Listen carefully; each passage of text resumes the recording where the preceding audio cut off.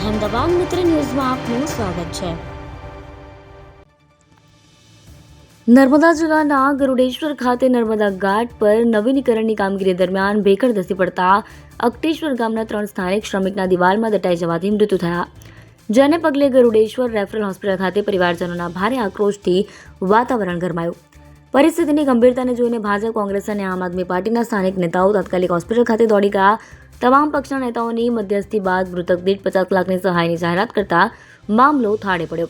બીજી તરફ આ દુર્ઘટનામાં બેદરકારી દાખવવા બદલ પોલીસે એજન્સી અને કોન્ટ્રાક્ટર વિરુદ્ધ એફઆઈઆર નોંધી કાયદેસરની કાર્યવાહી હાથ ધરી છે।